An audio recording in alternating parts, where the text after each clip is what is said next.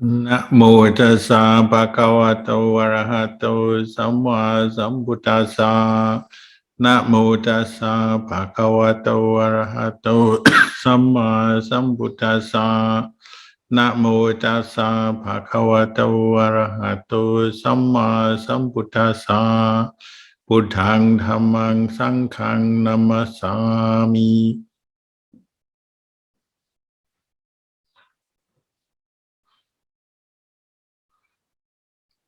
Blessings. Good evening to you all.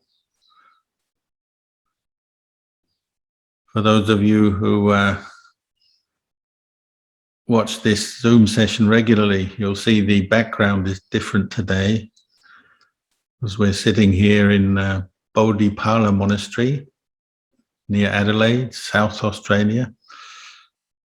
This is a new monastery. It's just been going for a few years, and we have a new hall here that the senior monk, Ajahn Kalyano, led the community in building and renovating over the last 6 months. So it's a blessing for all of us to be able to make use of it in a very peaceful setting outside of the city. So we're in the hills, it's quiet. It's like a little oasis of Dhamma. Suitable place that's quiet, secluded, suitable for meditation, suitable for practicing Dhamma.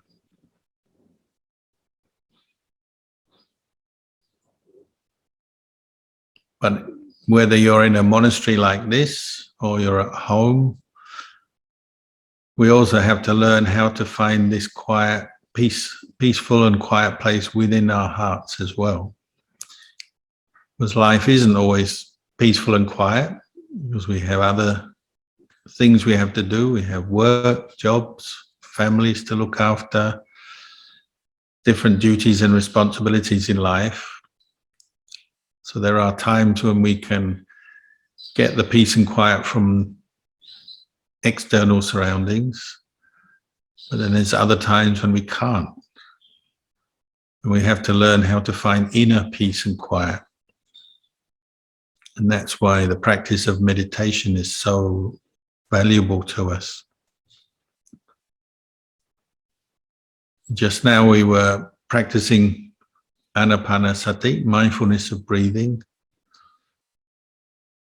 which is an ancient meditation technique, but really so simple in the sense you don't need any extra paraphernalia, equipment.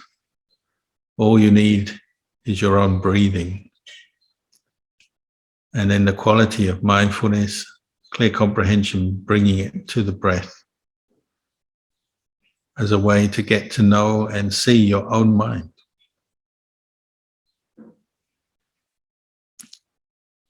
And one of the first goals in meditation is just to achieve a sense of contentment. The Buddha's word was santuti. It's contentment with what you have right here, right now. So there's the outer contentment with your life situation, how much wealth you have, the people you have in your family, your friends, the place you're living, the things you have. Trying to find a sense of contentment with what you've got.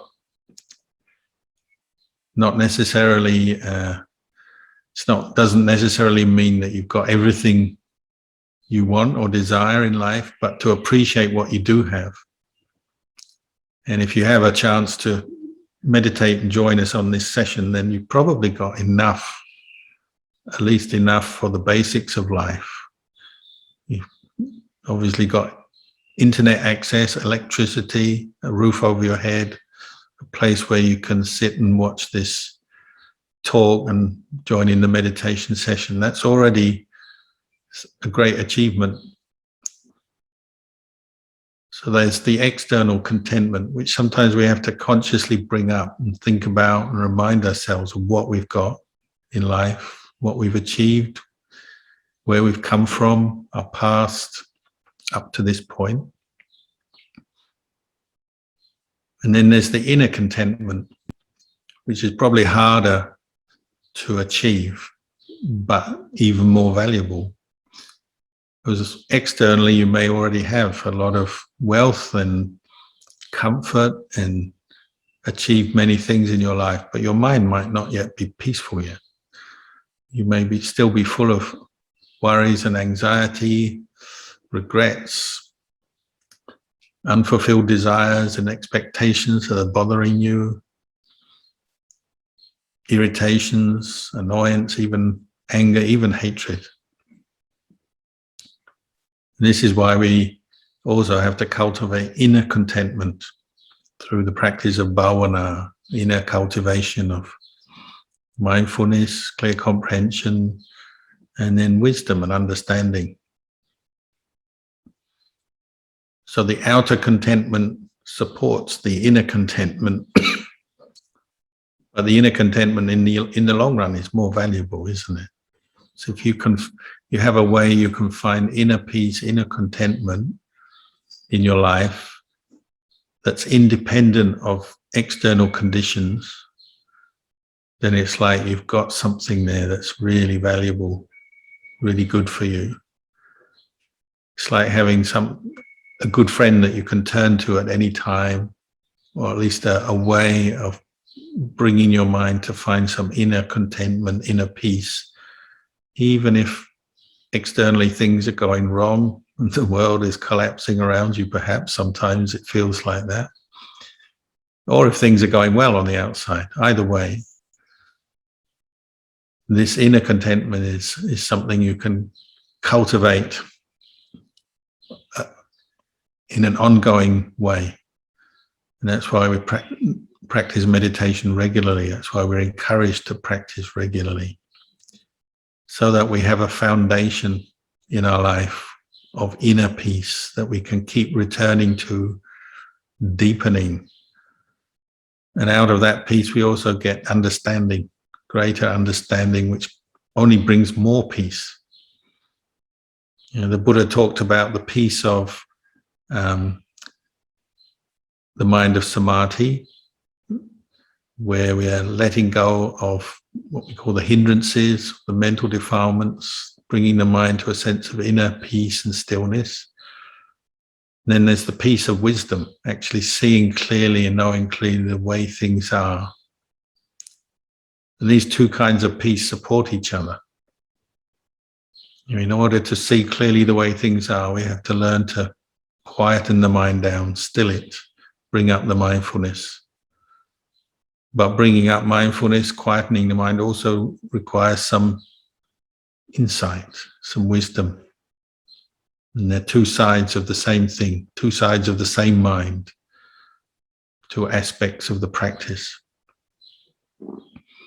But both of them combine to make a sense of inner contentment as we practice. And one aspect of contentment is that you feel you have enough. So in Thailand, living with Ajahn Chah and the teachers there, they use this term podi. Podi means enough. You have enough. So if you're able to sit meditation tonight, listen to this talk, obviously you have a certain amount of convenience, comfort, success in your life that you can do this. You don't have to go out to work at this time. You don't have to do any other things at this time. So you have enough. You're able to sit and practice watching your breath, even though it's difficult, frustrating.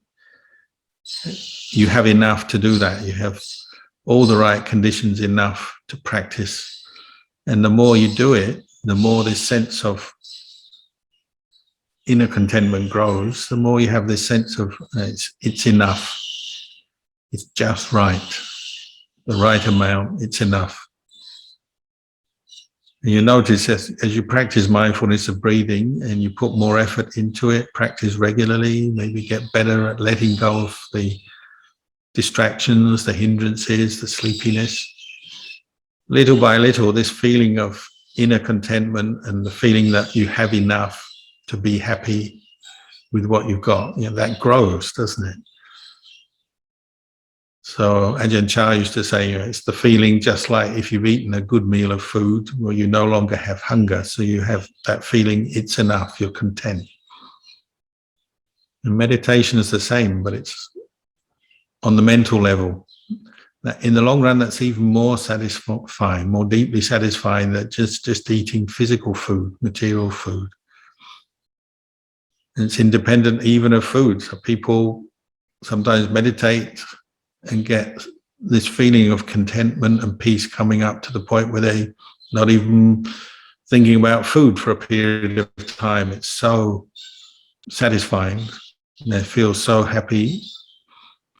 That feeling of happiness, joy, rapture can last all day, all night, and for some people, even for many days.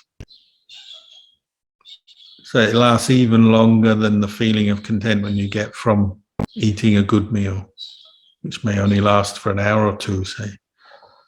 The happiness, the contentment from training your mind to let go, bring up the mindfulness, bring up the rapture, the happiness. This can last for a long, long time. So it's something you can keep returning to, not just when you're feeling stressed or worried, but also just as a regular practice, part of your health and well-being. This is South Australia where I'm talking from today, and so we travelled here a couple of days ago from Melbourne. And nowadays you have to sign in the South Australian government app to say you've arrived, part of the rules, the COVID rules. And one of the bits of information that comes up on this app when you arrive is about health and well-being, and they encourage you to practice mindfulness. It's even under the title mindfulness. So the understanding of the importance of developing inner contentment and awareness that will support that, the mindfulness that supports that, that's becoming very normalized now. People are realizing more and more that as human beings, we need to develop inner contentment, inner awareness as much as anything external. It's just as important. Because as we know, even if you have achieved a certain amount of wealth and success in your life on the outside, if you don't know how to bring up the contentment on the inside, it's almost worthless, isn't it?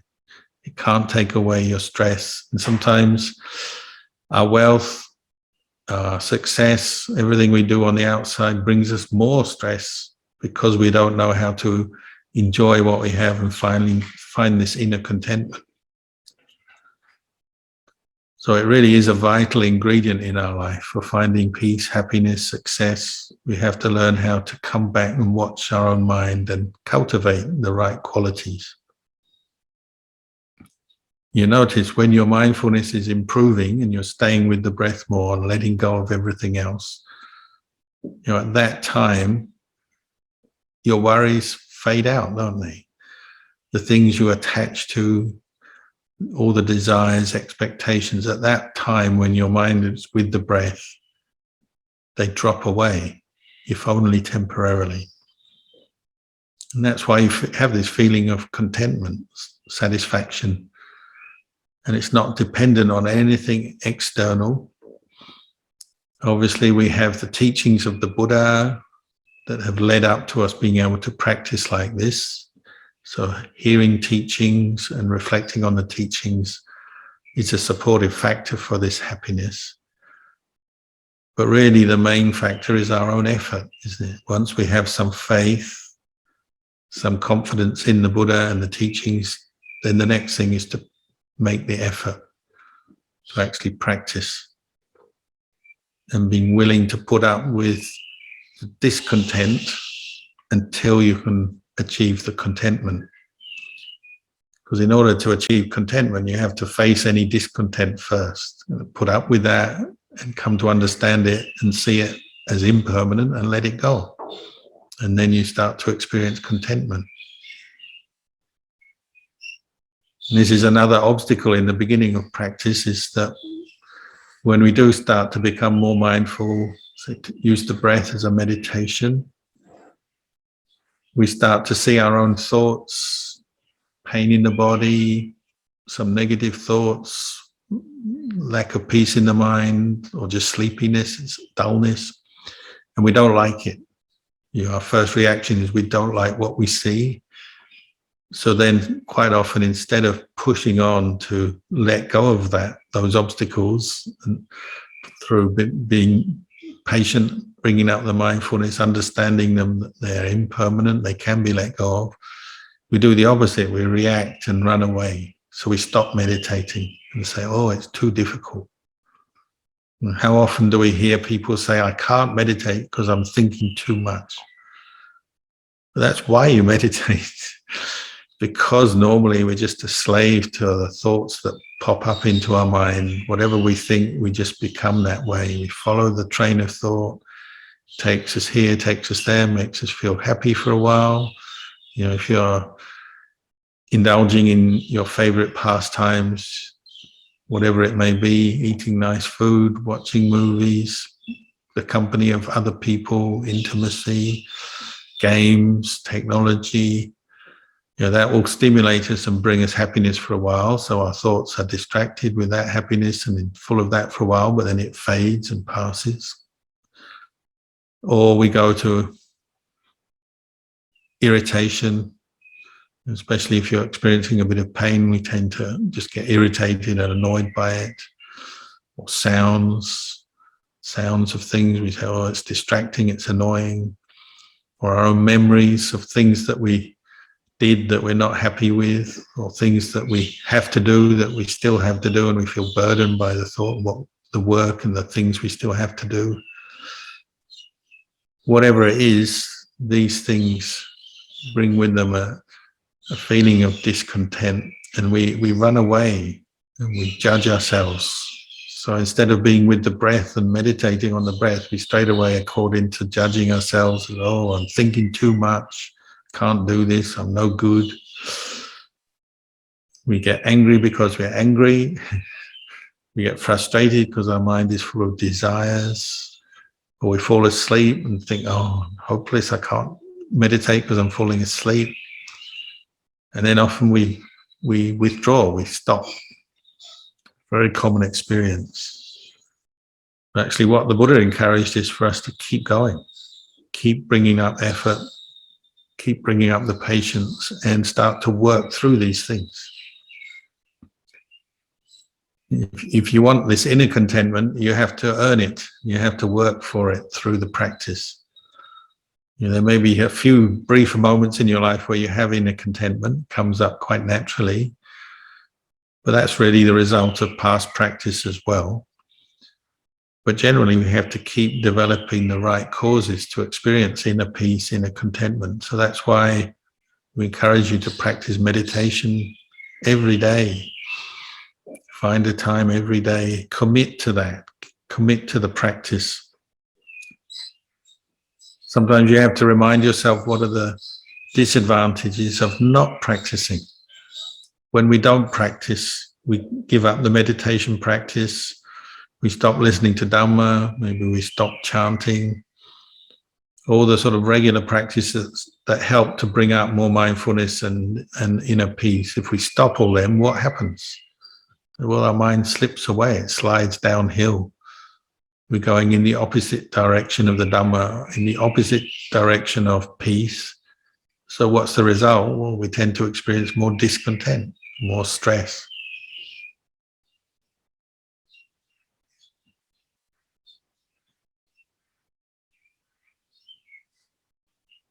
So the inner contentment we're looking for, we do have to accept it will take some effort, and we have to be patient with all the different obstacles that come up, but taking them as part of the practice. It's all part of the practice.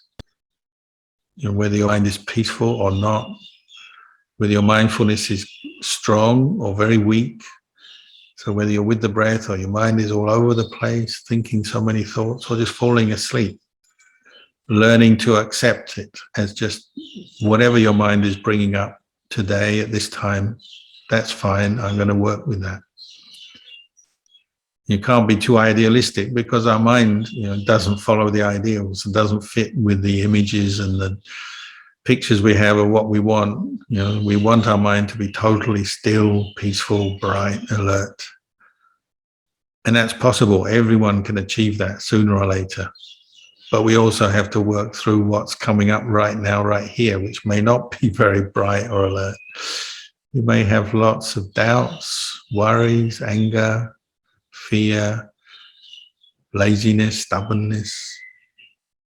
Our starting point may not be very joyful or happy. We may have a lot of different thoughts and mental states to work through. So we come back to our faith in the Buddha and then developing this skillful effort. And that's why practicing regularly, you get better at it. You get used to letting things go, letting the distractions go, turning these things into lessons. When you are worried, that's the time to stop and say, oh, why am I so caught in my worries? How can I bring up mindfulness at this time? Oh, yeah, go back to the breath. Ajahn Chah used to say, if you're just worrying and worrying and worrying, just hold your breath, stop breathing. And you'll cut off the food supply for those worries, because you'll come back to, oh, when am I going to breathe again? And you'll see very clearly in that moment, those worries are just thoughts that have no real substance, and you can let them go.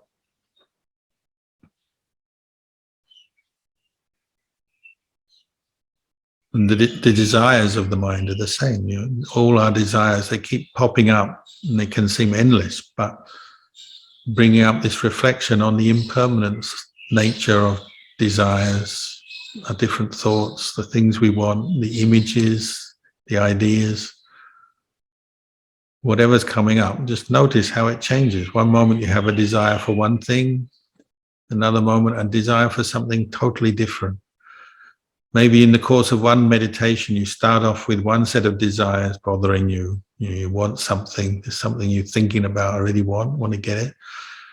You keep meditating, after a while you've totally forgotten what it was you were desiring 10 minutes ago. It's gone. You can't even remember.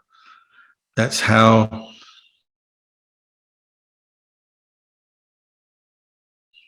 fickle our mind is. Just jumps from one desire to another. And at the moment the desire comes up, if we're not very mindful, it agitates us, brings us discontent, and it seems very important. But if you get into the practice of returning to the breath, letting go, then you realize maybe that desire isn't so important. It's just a thought. And thoughts arise, pass away. So you're changing your attitude towards your different thoughts, feelings, mental states, memories, starting to reduce their sense of importance. And with that, the sense of self that grasps, that holds onto them, starts to fade as you come back to the breath. So every meditation is a learning experience, even if you're really tired and frustrated, or you've got pain in the legs, whatever the problem or the obstacle coming up is, we can learn from it all. And one of the factors that brings up this sense of contentment is just contentment to be doing this practice. The more you do it and the more you see the value of it, how it's helping you to be more at peace with yourself and with the world, the more you're willing to work with the obstacles rather than run away from them. And you start to find contentment in the practice, even if your mind is all over the place. Finding contentment to work with that, to be willing to bring up mindfulness, go back to the breath, let go, trust in letting go, trust in bringing up effort, in being mindful of the breath. You're content to do that work, that task.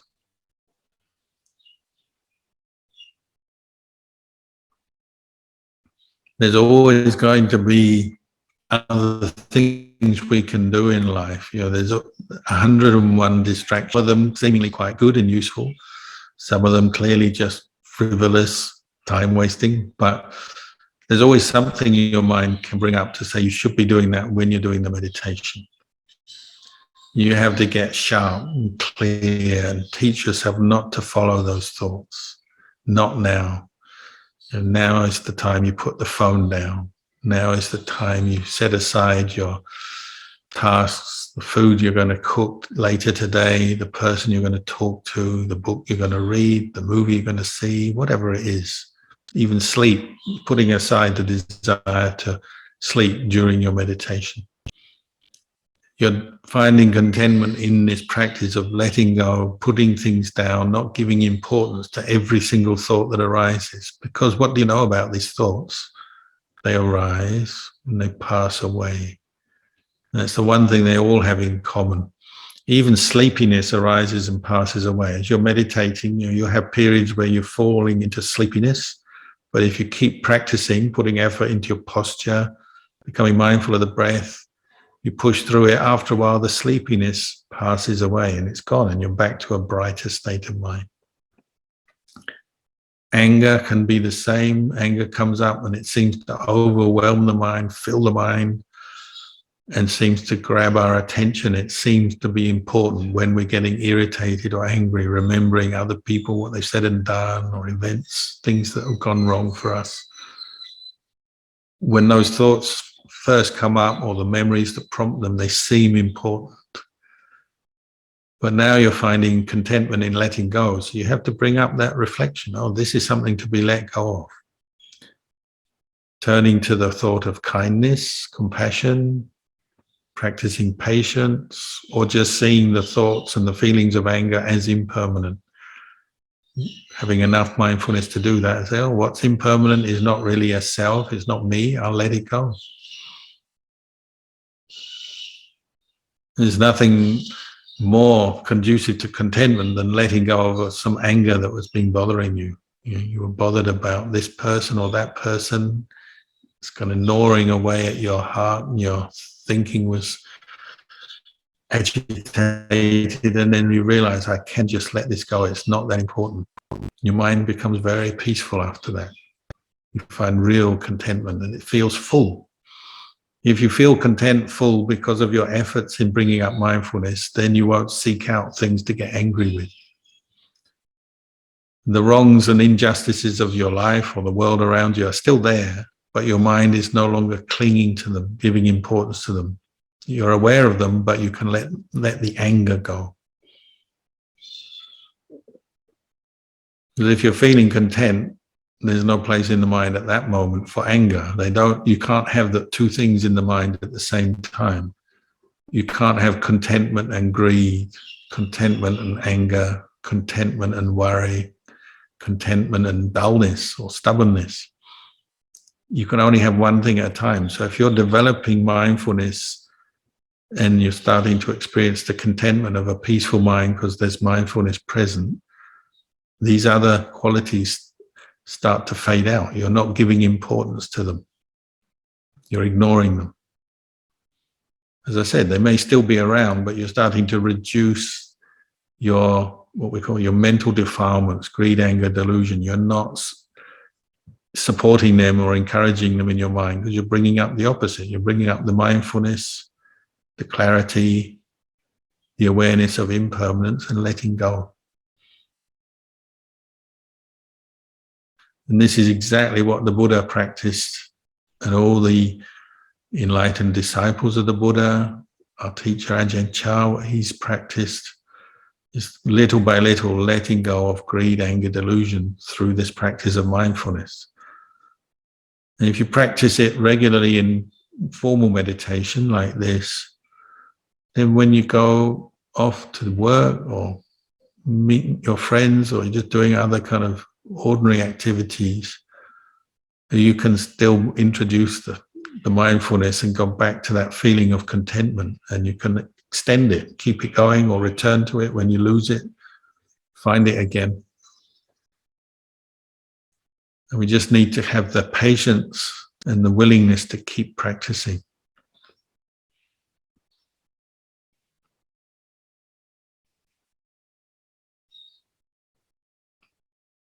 It's just like other things in your life, isn't it? Sometimes you lose your car keys, or you lose your phone, or you lose something that you want to that's important to you or you need. So you go looking around for it, agitated, and then when you find it, then you feel at ease again. Well, this actual practice of mindfulness, of breathing, the inner contentment, we lose that every day, don't we? Because we get caught up in the world, work, family, our different thoughts, our different moods. We lose the awareness, so then we lose the contentment. But just because you've lost it doesn't mean to say you can't find it again. Part of the practice is just coming back to what you've experienced before. So if you've ever had some peace from your meditation, you can find it again. Sometimes meditators even say they just remember what it was like to be peaceful when they last meditated and they had a really good feeling of contentment and letting go arise. They just remember that, bring up the memory of how it felt, what they were doing at that time, and they can go back into that same feeling of peace, and the mindfulness is established. They can repeat it, but just by remembering what they did and how it was before. Remembering the peaceful mind, the qualities of a peaceful mind. We may not be able to do that every time, but it just shows you, if you bring up the right reflections and the right qualities in your mind, you can quite quickly go into a state of peace and contentment can arise. It's the same with hearing the words of a teacher such as Ajahn Chah. Ajahn Chah died a long time ago, but his talks are still around in Thai and translated into English as well. Sometimes people, they just put on a talk of Ajahn Chah and they hear a few words and straight away the mind goes into a state of calm. The faith is there, the calm is there, and they're content to listen to the words of the teacher. So it brings up mindfulness and even brings up samadhi as you're listening.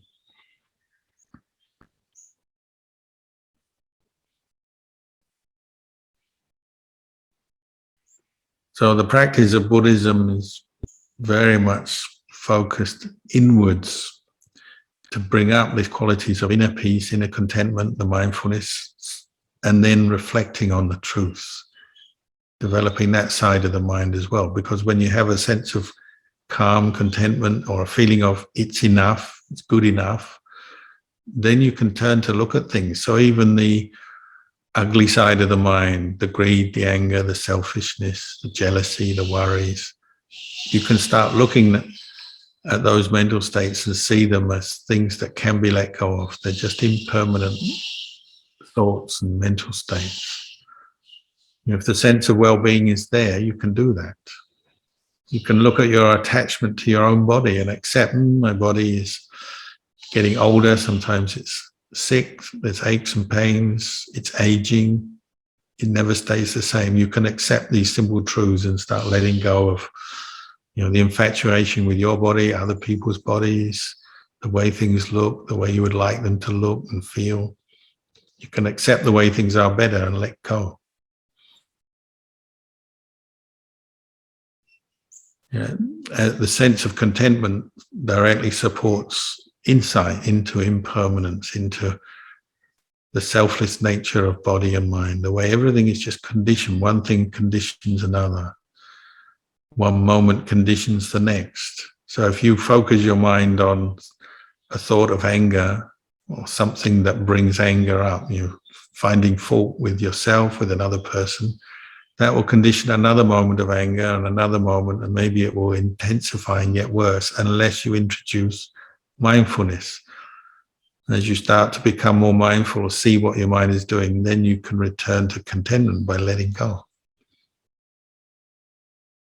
So we actually have a mechanism to do this. Something as simple as turning to the breath when you're feeling stressed, worried, angry, desire is overcoming. You've already got the mechanism to let go there. It's there, ready for us to use, but we have to develop it. And in the end, if we're suffering, we can't really blame the world around us for it. What we have to do is turn around and say, I haven't done this practice of letting go enough. I haven't found the inner peace and the contentment enough. I haven't done it enough. I need to do this more. So we go away and practice.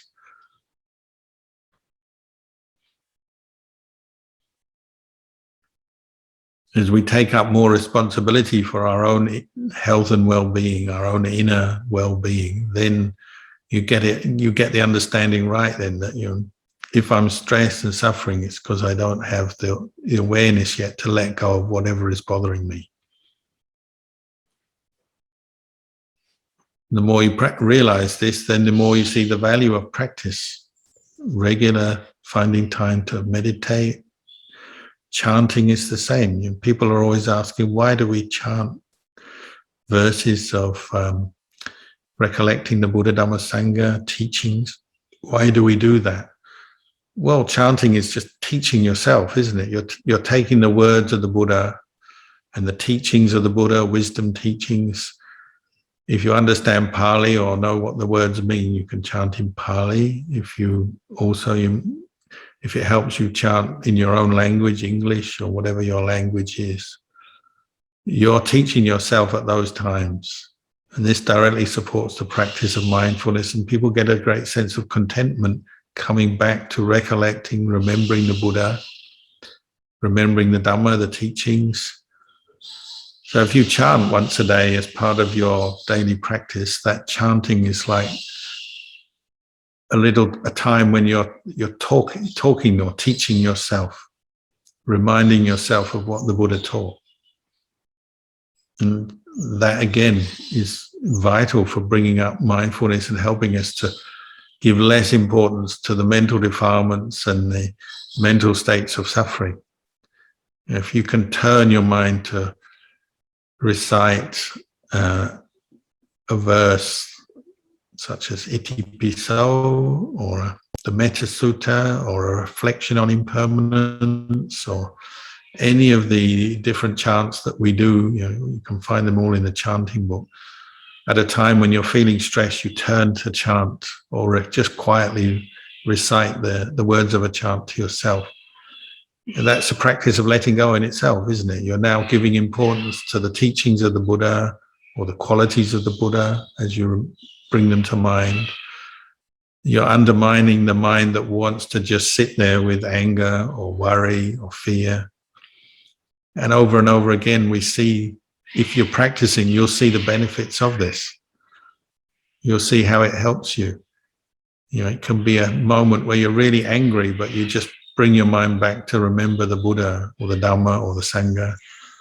Or you're really nervous, unhappy about something, uncomfortable about something, you bring your mind back to Buddha, Dhamma, Sangha.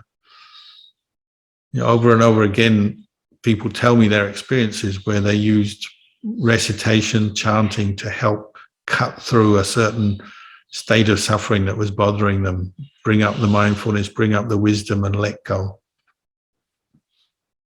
Just like I was saying, you hear the sound of Ajahn Chah's voice, that can be enough to remind you of the Dhamma, Buddha, Dhamma, Sangha, and let go.